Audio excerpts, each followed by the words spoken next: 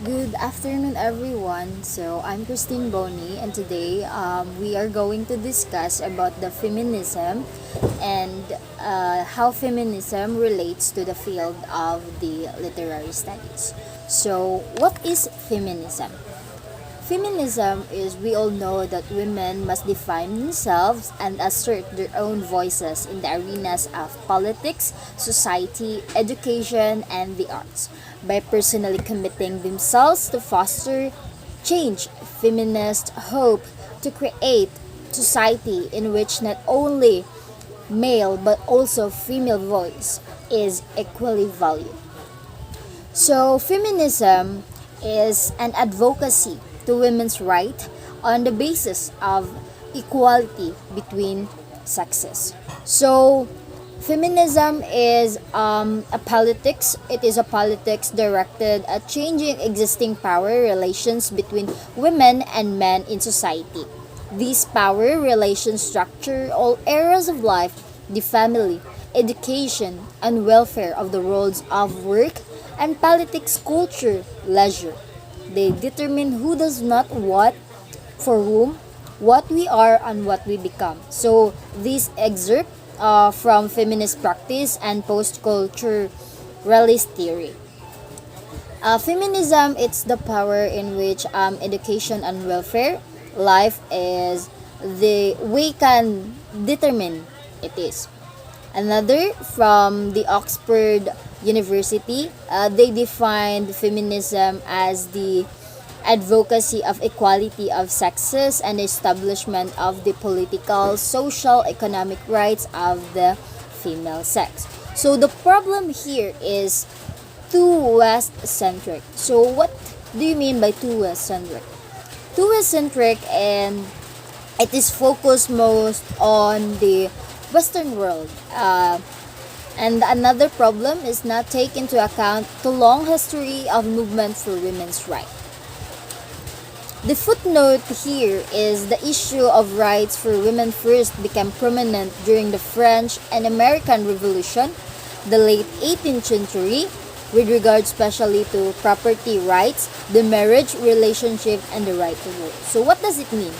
In the 20th century, um, they fight for the rights about the marriage and right to vote, in which the women also has the privilege to vote. They have the right. In the 19th century, there was significant political change. A second wave of feminism arose, and 1960s concerned especially with the economic and social discrimination with an emphasis of unity and sisterhood. This era in which the female didn't has the chance to work in that significant event. Another diverse is a third wave in which it arises on 1980s to 1990s as the perceived lack of focus. One of the female advocacy is Mary Wollstonecraft, date on 1759 to 1797. Biography of Mary, she did not receive any formal education, in which self-taught, native in London. Mary Wollstonecraft worked as a school teacher and a headmistress at the school she established in the Newington Green. Her work is a vindication in the rights of women. This work is Rights for Women, one of the earliest works of feminist philosophy, in which she argues that women ought to have an education commensurate with their position in society, and then proceeds to redefine the position, claiming that women are essential to the nation because they educate its children and they could be companions to their husbands rather than mere wives. In the spirit of enlightenment during 18th century, paradigm of shift was replaced by rationality as the key argument of human social and politics in life and ideological rephrasing one's position.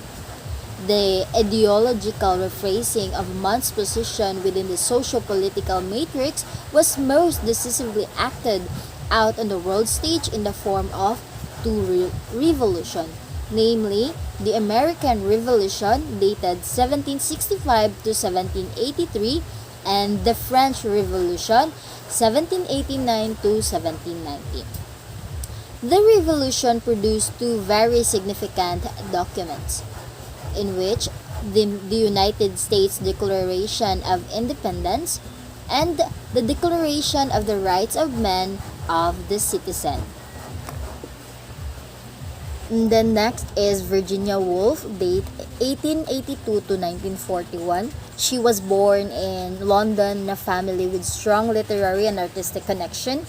Her father is Leslie Stephen, who is a journalist, and her mother is Aunt Julia Margaret Cameron, in which she is the greatest portrait and photographer. And Woolf argues that feminism is a disparaging term that was found upon individuals in the history who tried to speak on behalf of women's rights.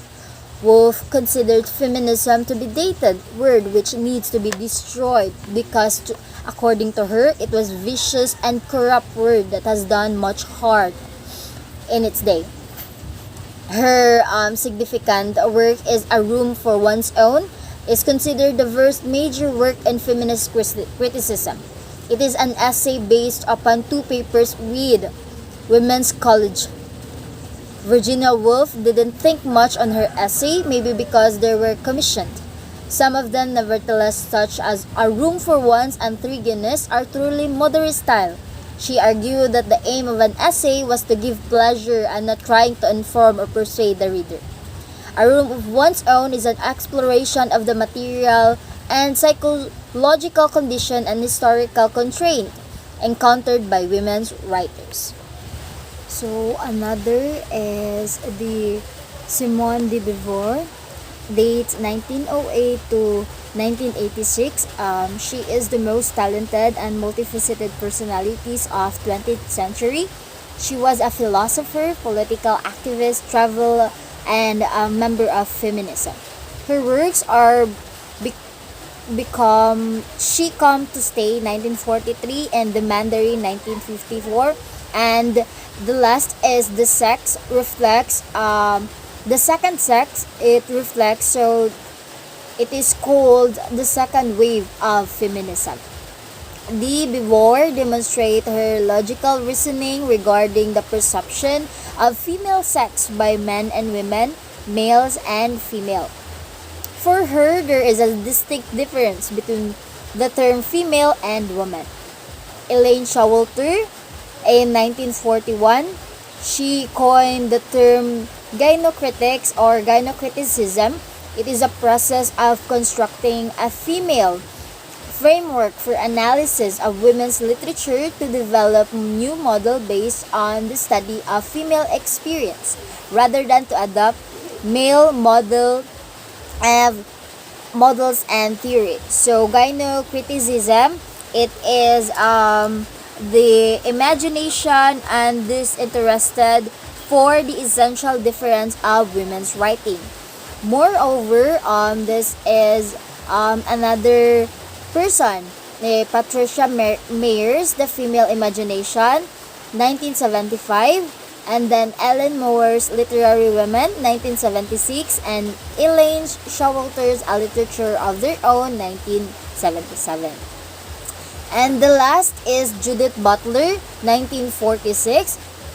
She said that gender is by no means tied to material bodily facts but is solely and completely a social construction, a fiction, one that therefore is open to change and contestation. Because there is a significant neither essence that gender expresses or externalizes, nor an object ideal to which gender aspires.